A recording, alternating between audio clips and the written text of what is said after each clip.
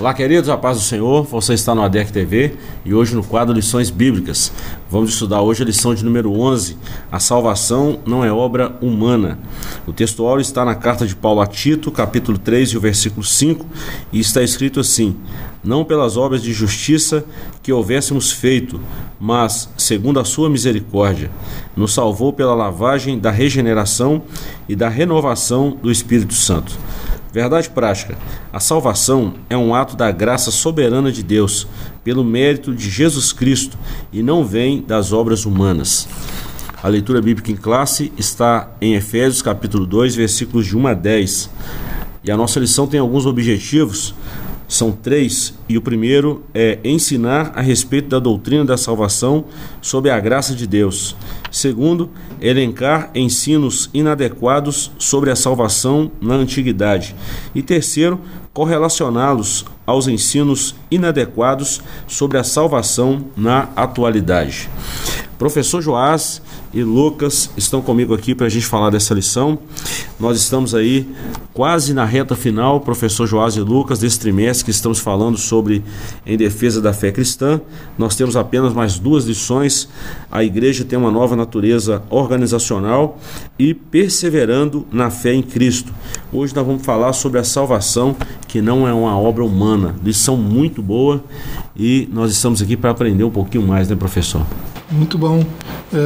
Esse tema salvação é um tema muito sensível, né, no cristianismo, e tem muita produção teológica sobre isso, né, sobre soteriologia, mas é um assunto relativamente simples, porque encontra ampla referência bíblica, né, muitas passagens falando de salvação, falando da condição humana, né, da extensão, né, do que o pecado fez com o ser humano como um todo, né, com todo o ser humano, e a necessidade dessa salvação, né, e a provisão dessa salvação por Cristo na cruz, que nos redime dos nossos piores inimigos, né, que é a morte e o pecado, né. Então a salvação traz redenção desses grandes inimigos, né. A salvação restaura a comunhão que o homem perdeu quando pecou com Deus, né. A comunhão que o homem tinha com Deus, o pecado a afastou de um jeito que ficou impossível essa comunhão, e a salvação traz isso de volta, restaura a comunhão, e além disso tudo, né, a salvação traz renovação. Aquele homem que estava morto no pecado, condenado à morte eterna, agora vivificado em Cristo, restaurado na sua comunhão com Deus, ele tem uma transformação interior, né, que acaba transbordando para além de si, né, em obras também, e qualquer um que olhar para esse novo homem salvo por Cristo pode ver a obra da salvação em atividade na vida dele, porque pode ver Cristo resplandecendo, né, nas suas obras, na sua conduta, e nessa mudança toda que a salvação traz para ele. Muito bom. Lucas, se tratando da salvação, o professor Joás já deu uma boa introdução.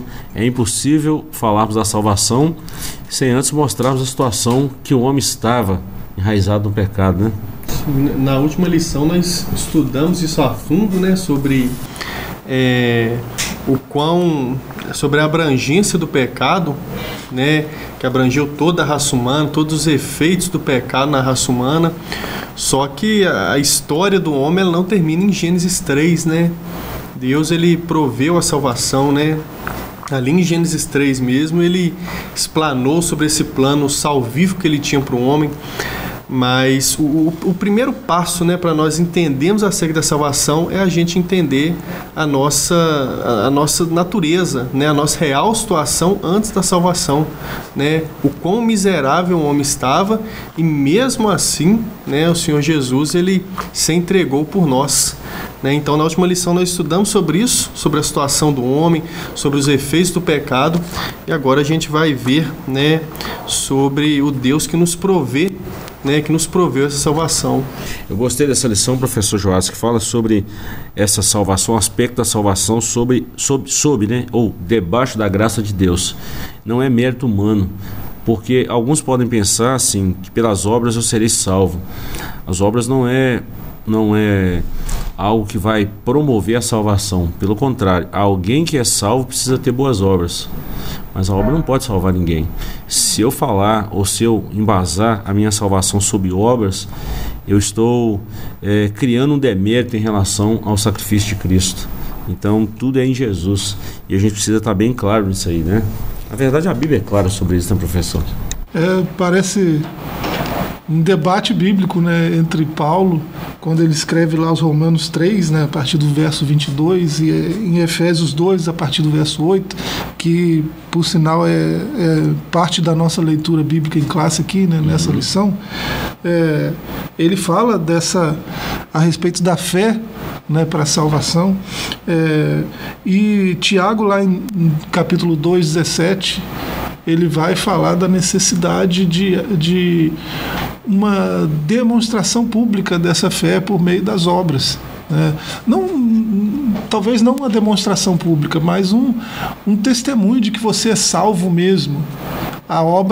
As boas obras, elas têm essa função, né, de demonstrar que a salvação é operante mesmo naquele indivíduo, porque a salvação traz esses aspectos que a gente mencionou aqui, né, redenção, transformação e restauração da comunhão. Então isso precisa ser visível, né, aos observadores. Então não dá para dissociar uma coisa da outra. Fé e obras, as duas andam juntas. Muito bom. Vamos lá. Já demos uma introdução. Agora nós vamos falar sobre o ponto 1 aqui da nossa lição. A salvação sob a graça de Deus está subdividida em 3 tópicos. O primeiro, a descrição do estado espiritual humano. O 2, mortos em ofensas e pecados. E o 3, a exegese dos versículos 8 a 10. O relato da condição pecaminosa da natureza humana confirma a extensão da corrupção do gênero humano, estudado na lição anterior. O apóstolo emprega algumas expressões para reforçar a dura realidade do pecado: mortos em ofensas e pecados, andar segundo o curso desse mundo, segundo o príncipe das potestades do ar, do espírito que agora opera nos filhos da desobediência. Andávamos nos desejos da nossa carne, éramos por natureza filhos da ira. É uma triste fotografia da raça humana. Então nós vemos aqui o quadro que estava a raça humana. Sobre o ponto 2, eu vou ler aqui, a gente comenta os 3 de forma simultânea. Mortos em ofensas e pecados, as expressões "e vos vivificou" e "nos vivificou juntamente com Cristo" revelam a ação do Espírito Santo em favor dos pecadores, que a salvação só é possível mediante a graça de Deus e sem ela ninguém pode ser salvo. Mas há algo que precisa ser esclarecido: as expressões "mortos em ofensas e pecados" e "mortos em nossas ofensas" não devem ser entendidas literalmente por se tratar de uma metáfora, uma das figuras de linguagem para descrever o estado da queda espiritual. E o ponto 3 é a exegese dos versículos 8 a 10, que são versículos da nossa leitura bíblica em classe. Essa passagem bíblica elimina qualquer interpretação ou tentativa da salvação com a ajuda humana ou de qualquer esforço adicional para completar a obra de Cristo. O termo graça significa literalmente favor imerecido, o favor divino do qual não somos merecedores. A salvação é pela graça de Deus, mediante a fé em Jesus, e não vem das obras, pois não se trata de uma recompensa. Então nós temos aqui 3 subtópicos, professor. Primeiro, o quadro em que o homem se encontrava. Depois, mortos em ofensas. Claro que isso aqui é num sentido figurado, mostrando que o homem estava morto por causa do pecado. E depois, essa maravilhosa explicação dos versículos 8 a 10 de Efésios 2, que o professor Joás já deu uma boa explicação, falando dessa manifestação da graça de Deus em favor do homem. Não merecíamos, mas Cristo nos deu por bondade e misericórdia. Isso é muito bom. Essa situação que a gente se encontrava antes de conhecer a Cristo era muito lamentável, né? mortos nas nossas ofensas, filhos da ira. Os nomes aí, os adjetivos não são muito legais, né? E assim, é só para dar uma perspectiva muito boa, né, do que a salvação trouxe, o que a salvação em Cristo produziu em nós. A gente não tinha forma nenhuma, de forma alguma, qualquer um de nós poderia fazer o que a salvação fez, por quaisquer que fossem os meios. O mais rico de nós não conseguiria pagar pela salvação, ou por qualquer coisa que a salvação produz. O mais sábio de nós também, muito menos. Então o ser humano nenhum tinha condição de, por suas próprias forças, por seus próprios meios, méritos e ferramentas, alcançar o que a salvação trouxe para nós. Isso é tremendo, né? Lucas, essa situação que o homem encontrava, que nós nos encontrávamos, essas expressões de Paulo aí, mortos em ofensas e pecados, como o pecado e a morte dominou sobre a humanidade até Cristo, e como Cristo dissipou tudo isso aí, isso é maravilhoso, é bom demais a gente viver isso, pensar. E todo mundo que foi alcançado por essa salvação, ele quer passar para outro também, ele quer falar dessa salvação para outro. Isso pode incluir como boas obras, né? Sim, exatamente. E essa expressão que Paulo usa, ela em si só é autoexplicativa, né? Porque uma pessoa que está morta, ela não consegue fazer nada, né? Ela está inativa. Da mesma forma, né, o ser humano sozinho ele não consegue alcançar a salvação, ele está inativo. Por isso que Jesus veio em espírito vivificante, por isso que a Bíblia nos diz que ele nos vivificou, né? E diferente do que muitos ensinam, né, o professor Joás até falou sobre isso, a salvação ela não é pelas obras, mas as obras atestam a salvação, né? Não é o meio por qual a gente é salvo, mas atesta a salvação. Da mesma maneira que o fruto do Espírito atesta que o Espírito Santo está trabalhando dentro de nós, né? E aí eu creio que é o ponto de concordância entre a teologia de Tiago e a teologia de Paulo, né? A salvação é unicamente por causa da graça do Senhor. Nós estávamos mortos, sozinho a gente não poderia conseguir. Porém, o que atesta isso, né, a credencial que a pessoa foi realmente regenerada por Jesus Cristo, ela tem inclinação a fazer boas obras, né? É difícil a gente imaginar um cristão que seja displicente com isso, né, que seja iracundo com as boas obras. É bom a gente falar sobre isso, porque quando nós falamos nesse quadro crítico em que o homem se encontrava, a carta de Paulo aos Romanos, professor Joás, é uma das mais doutrinárias e teológicas que nós sempre citamos aqui, fica atrás de Efésios, né, que Efésios é uma teologia formidável. Mas quando nós olhamos para o contexto da carta de Paulo aos Romanos, ele vai tecendo ali desde o primeiro capítulo até o capítulo 7, conclui no capítulo 7 ali, e já no 8º ele apresenta essa teologia maravilhosa da salvação, a soteriologia. Mas em 7 capítulos, Paulo ele fala da pecaminosidade do homem, como o homem estava morto nos seus pecados, nos delitos e nas consequências dessa vida pecaminosa, e ele mostra que isso aí estendeu a todos os homens, mas que a graça de Deus também, ela alcança todo pecador. E isso é maravilhoso demais, pensar nisso e viver, né? E é bom a gente trabalhar isso também, né? É interessante que assim como o pecado teve uma extensão muito grande, né, todo ser humano foi destituído da glória, a graça tem uma extensão maior ainda. A graça é oferecida a todo pecador, de forma que todo pecador tem sim condições de ser salvo pela graça. Então isso é maravilhoso e demonstra o caráter amoroso de Deus para com os seres criados, principalmente com a joia da criação que é o ser humano. Tem sobre esse mortos em ofensas e pecados, né, e transportados para a vida de Deus, né, vivificados em Cristo, tem no verso 5 desse capítulo de Efésios que está na nossa leitura bíblica, né? Efésios 2, do 1 ao 10, no verso 5, estando nós ainda mortos em nossas ofensas, nos vivificou juntamente com Cristo. Essa palavra aí, depois você vai ver que tem um ponto aqui sobre exegese, né? Mas mais especificamente dos versos 8 e 9.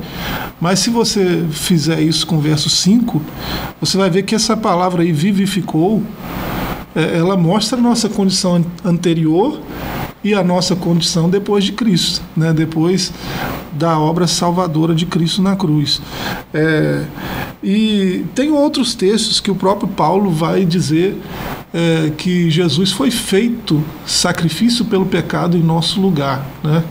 Ele está lembrando algumas profecias de Isaías, de Zacarias, e algumas traduções trazem até feito pecado por nós, né? E assim, essa nossa condição de pecador, né, como mortos em ofensas e pecados, não havia possibilidade nenhuma, por causa do afastamento que o pecado provocou, da vida de Deus se manifestar em nós. A vida que nós tínhamos antes de conhecer a Cristo era a vida bios, né, que os romanos trazem isso do grego, né, bios é vida. Mas nessa palavrinha que vivificou, do jeito que está ali, é uma palavra composta, né, de algumas outras, e essa aparece daquele jeito ali só 2 vezes no Novo Testamento, e essa aqui é uma delas. E sempre Paulo que era assim, chegado aos trocadilhos, às figuras de linguagem, e nessa palavra tem a raiz zoe, que é vida também, né? Tem bios, vida, zoe, vida. E bios é a vida que a nossa planta tem, o nosso animalzinho tem, né? A cacau, né, tem bios, mas os donos da cacau têm bios e zoe. Vivificou aqui é isso, vida de verdade, vida mesmo, né? Vida para sempre, a vida de Deus, né? A vida que vem de Deus, que é da natureza de Deus, que Ele decidiu, né, compartilhar conosco, uma vez que Ele soprou em Adão, né? Ele soprou essa vida, não a bios, né? A zoe. Então é muito interessante esse verso 5 e assim, espetacular, né? É muito emocionante a gente enxergar isso no texto, né? A nossa condição era tão terrível, né? A gente só tinha bios, igual qualquer outro bichinho, né? E o nosso encontro com Cristo trouxe vida, mas vida mesmo, vida abundante, vida de Deus, vida eterna. E isso é o que o Paulo está chamando aqui de vivificou. Isso é sensacional, extraordinário. Eu estava só esperando você completar a vida eterna. Estava torcendo, vibrando. Porque a vida é essa mesmo. E a gente vê a situação do homem morto e ele foi vivificado por Deus em Cristo. Isso é maravilhoso. Esse morto aí é nesse sentido, né? Jesus usou muito disso também, dessa comparação, desses trocadilhos aí.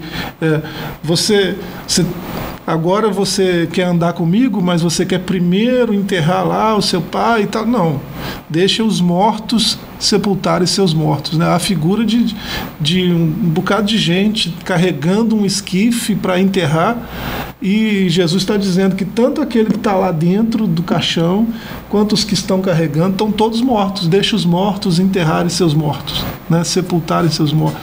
Então estão mortos nesse sentido, eles só têm bios, né? Eles compram, vendem, casam, dão em casamento, fazem negócio, né? Produzem arte e mais um monte de coisa, mas só tem bios, né? Se eles quiserem vida, mas vida de verdade, vida mesmo, né, vão ter que se encontrar com Cristo. Muito bom, muito bom.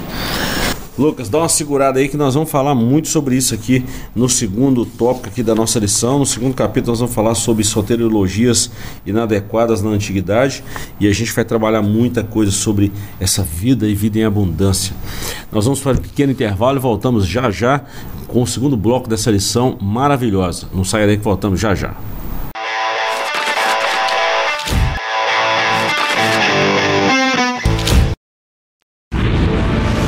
Seja bem-vindo ao novo site da Assembleia de Deus Caratinga. Agora ele está completo para você acompanhar bem de perto tudo sobre nossa igreja. Nele você encontra um pouco de nossa história, onde nós estamos, nossos horários de cultos e endereços de nossas filiais. E ainda você poderá fazer seu pedido de oração, sua contribuição, acompanhar nossas notícias, entrar em contato conosco e muito mais. Mais uma forma de você acompanhar tudo o que acontece na Assembleia de Deus Caratinga, de onde você estiver. Acesse agora assembleiadedeuscaratinga.org.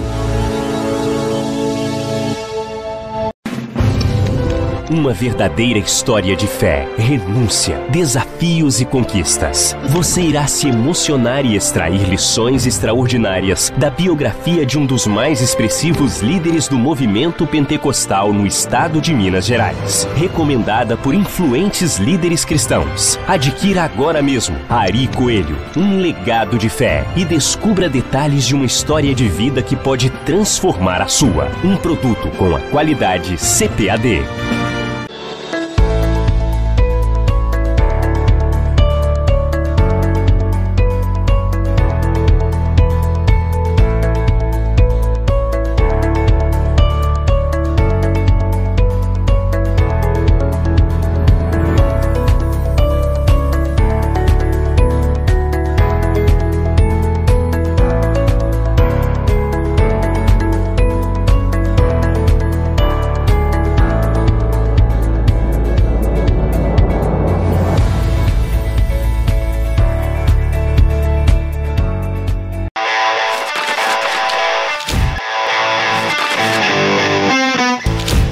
Estamos de volta com o seu ADEC TV e hoje nós estamos trabalhando a lição de número 11, a salvação não é obra humana. Professor Joás, nós terminamos o bloco anterior, Lucas, falando sobre essa vida abundante. E agora nós vamos falar sobre soteriologias inadequadas na antiguidade.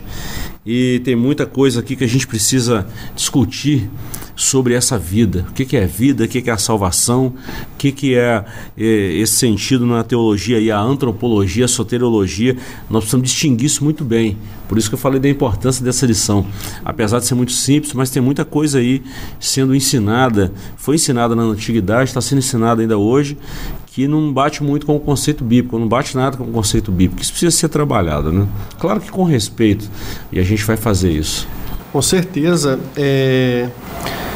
Como o professor Joás disse, né, a Bíblia ela não deixa de falar sobre a salvação, né? Fala, aliás, de forma extensa, né? Mas mesmo assim existem pessoas que negam a Bíblia Sagrada com seus ensinamentos.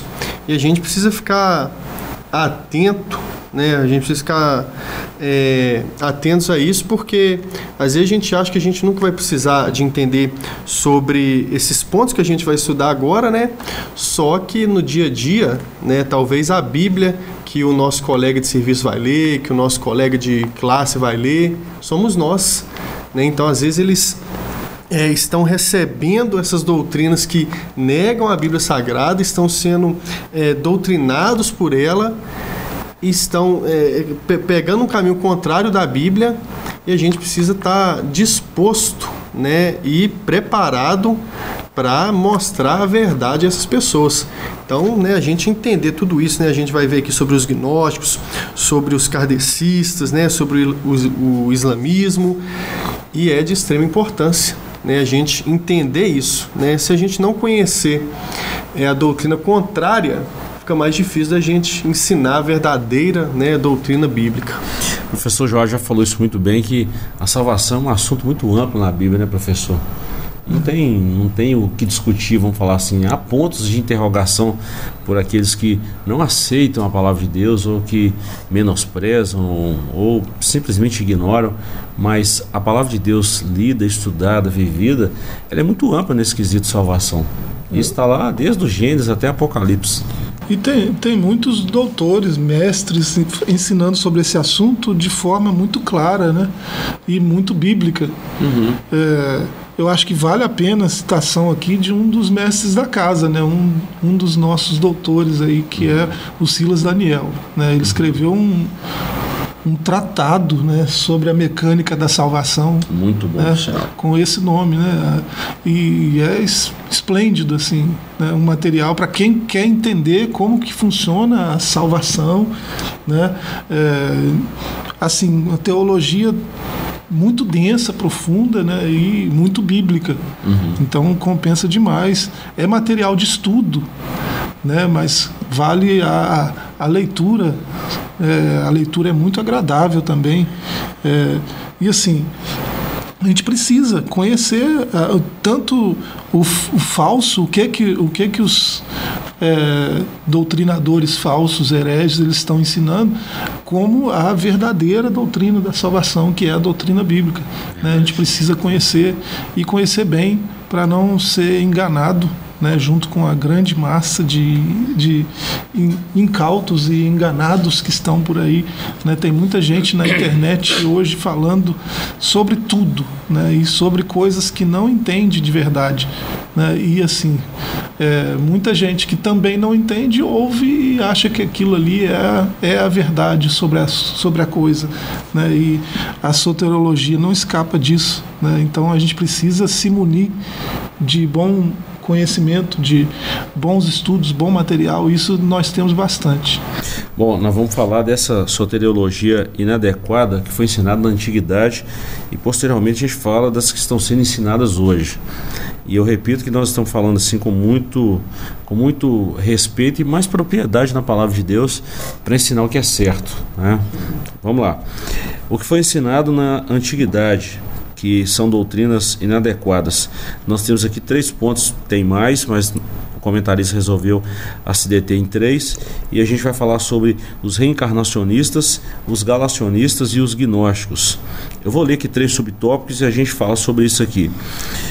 Com o termo soteriologia, nos referimos aos diversos ensinos religiosos inadequados sobre a salvação. O primeiro deles é a doutrina da reencarnação, tão antiga quanto a humanidade, originária no hinduísmo, mas presente também no budismo, no jainismo e no sikhismo ou sikhismo, defendida pelos Hare Krishna, os kardecistas e muitos outros.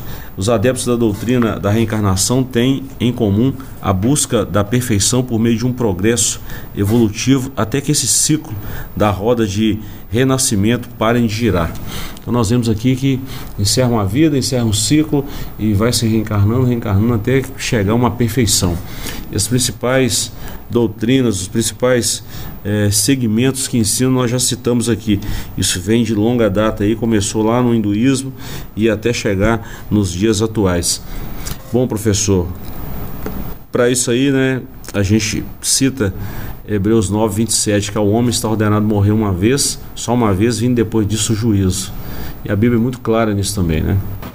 Qualquer pessoa que acredita que a Bíblia é a palavra de Deus, que é a verdade revelada, né, de Deus, sabe desse ensino bíblico muito claro, né, na Escritura.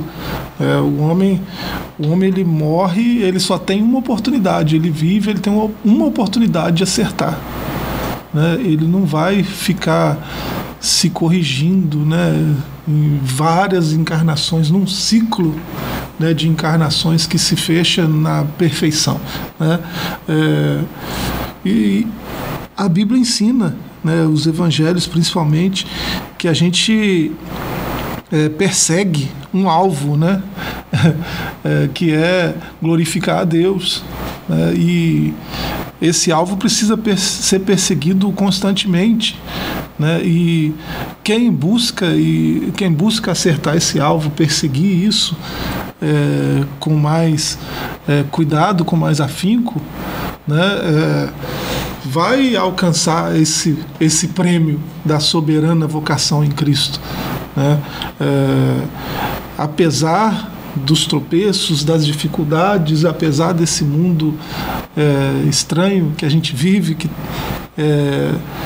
nos rodeia cada vez mais com situações pecaminosas, com induções ao pecado, né? Há essa possibilidade de, em Cristo, né, vencer tudo isso e não precisar ficar se corrigindo uma encarnação após outra.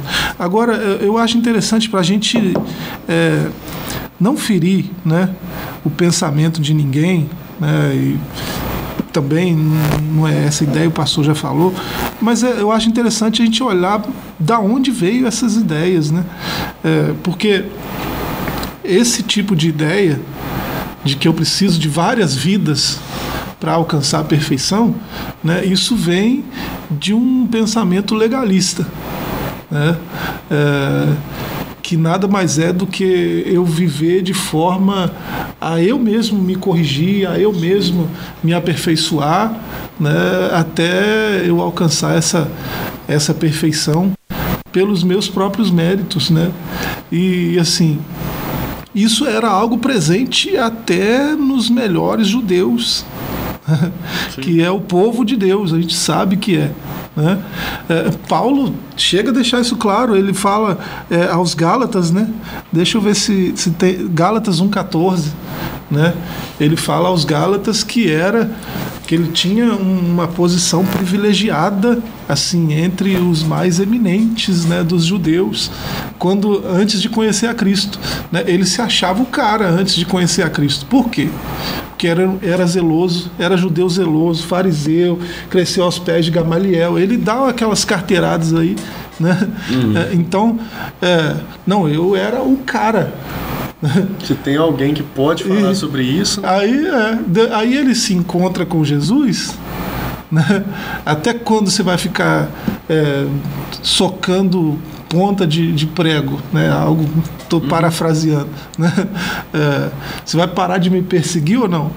E aí Paulo, agora ele já muda completamente de perspectiva, né? E quando ele vai conversar com Timóteo sobre essa situação, ele fala, ele veio para todos, né? Ele veio para trazer salvação a todos, e assim, todos nós estávamos completamente condenados, não tínhamos chance nenhuma, né? Inclusive eu, o maior dos pecadores. Ele se colocou agora já é outro Paulo, ele já se coloca não como o maior dos caras, né? O maior dos pecadores, agora ele está lá embaixo, né? Então Cristo produz essa mudança, né? E essa obra de purificação é o próprio Cristo que produz no indivíduo. Por isso que as obras são um testemunho, né, de quem é salvo mesmo. Sim. As obras acabam demonstrando quem passou pela experiência da salvação de verdade. Verdade. Então, e aponta Cristo e mostra Cristo. Né?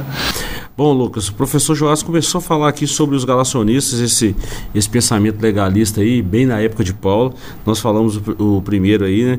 E agora sobre esse segundo aí, a época dos gálatas, que eles eram bem faziam lá e achavam que pelas obras podiam ser salvos. Aí Paulo faz ali uma correlação entre a lei e a graça e dá uma clareada no assunto. Os primeiros capítulos de Gálatas é sobre isso, né?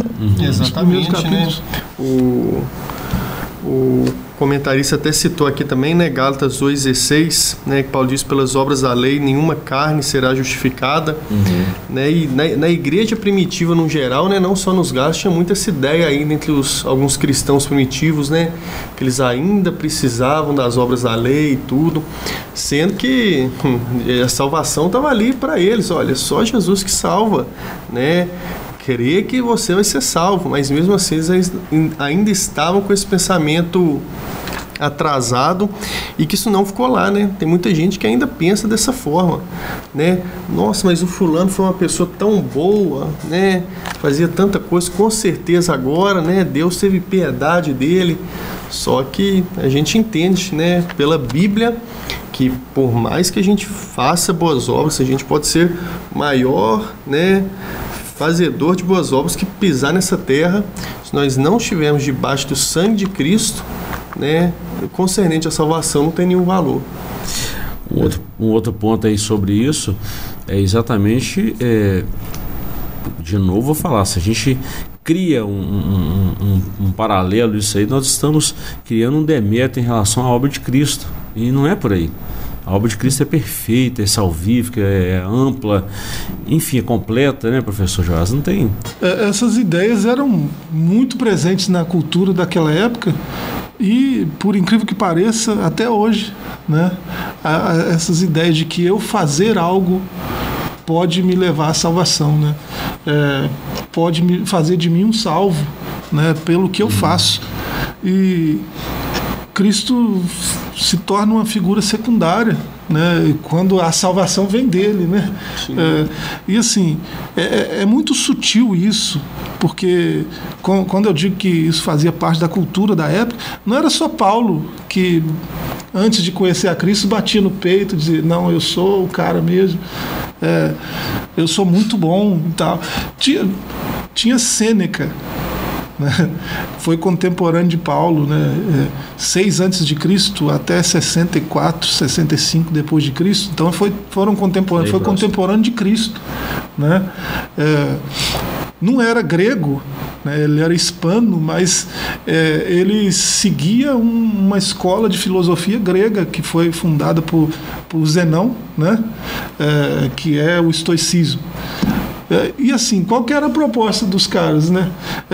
A vida, na verdade, é um teste de caráter, né? E assim, enquanto você vive, você deve viver de maneira que você passe no teste. E aí, para você passar no teste, você tem que ter autodisciplina, autocontrole, administração das emoções, né? Viver uma vida tranquila, acalmar sua alma, tranquilizar sua alma para viver bem, né? Então tinha todo um moralismo, né? E eu acho interessante Romanos 3,9, né? Quando Paulo diz que tanto judeus quanto gregos, e ele começa Romanos 3,9, temos nós alguma vantagem? Peraí, eu sou judeu de judeus, fariseu de fariseus, então eu estou em vantagem com o resto do mundo, porque ele se revelou primeiro para nós. E ele vai, não tem vantagem nenhuma, né? De forma nenhuma, pois já temos demonstrado que todos, tanto judeus como gregos, estão debaixo do pecado, né? Estão igualmente condenados. E a figura que Paulo traz aqui, tanto judeus, povo de Deus, né? Que naquela época eram pecadores respeitados, né? Pecadores bonzinhos, né? Você olhava para qualquer fariseu naquela época, poxa vida, né? Peraí, esse sujeito é capaz de citar a Torá sem abrir o livro, né? Ele é capaz de citar qualquer versículo da Escritura sem abrir. Esse sujeito, ele jejua 3, 4 vezes por semana. Você vê esses caras nas praças orando. Esses são homens de Deus, né? São homens, né, referência. O próprio Senhor Jesus citou eles como referência moral, né? Se a vossa justiça não exceder a dos fariseus. Então, eles são uma referência de moralidade. E Paulo está dizendo que são pecadores igual a qualquer outro, né? Então, tanto judeus quanto gregos, moralistas ou religiosos, né? Todos estão condenados do mesmo jeito. Precisam da graça só em Cristo, né? Só em Cristo há salvação de verdade. Bom, sobre os gnósticos, nós já falamos muito em outra lição. Eles acreditavam muito no campo da soteriologia. Eles apregoavam uma visão dualista do universo. O que é isso?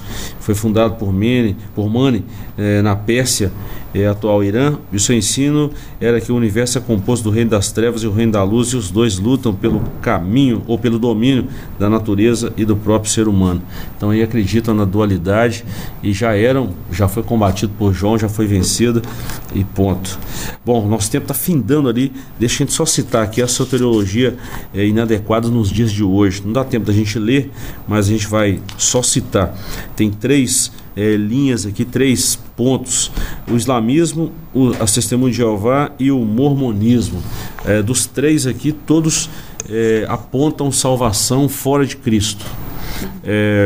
O islamismo, por exemplo, cita muito o Alcorão e tem o profeta, o Maomé.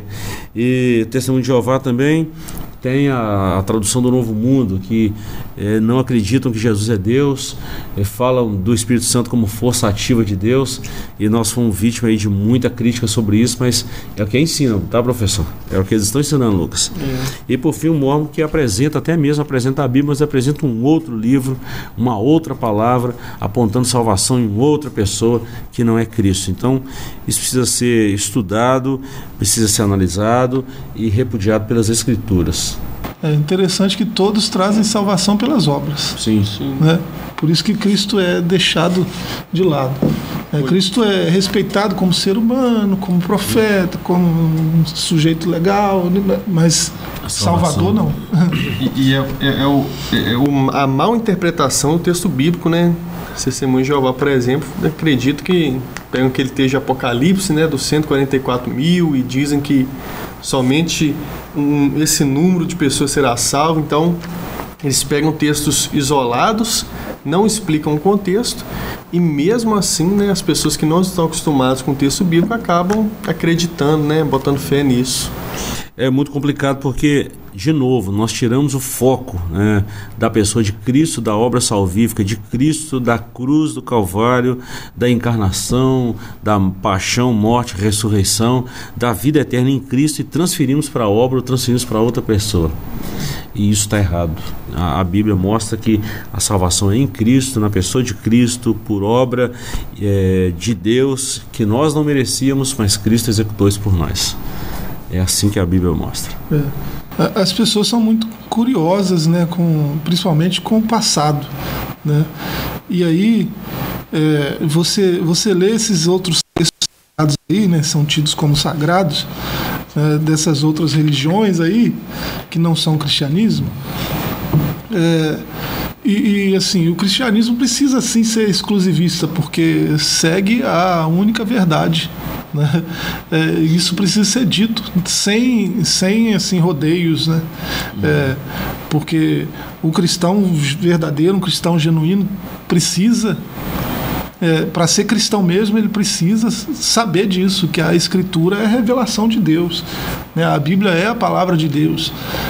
E assim, tem gente muito curiosa, não está satisfeito só com o que ouve aos domingos, que é o único momento em que leem a Bíblia, né? Algumas pessoas assim, e aí vão ouvir essas novidades. Espera aí, tem um outro livro aqui que fala de Noé, de Jacó, né?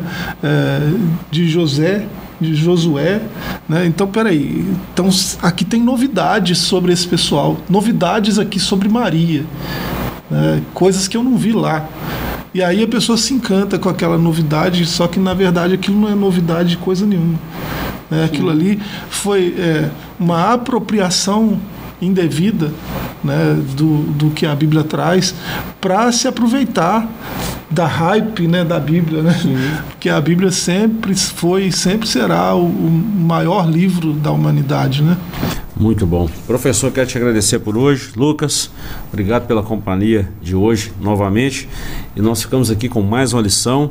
Voltaremos na próxima semana, se assim o Senhor nos permitir.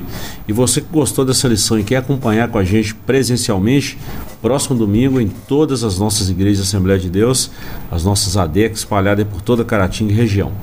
Deus te abençoe e até a próxima semana. Um abraço, fiquem todos com Deus.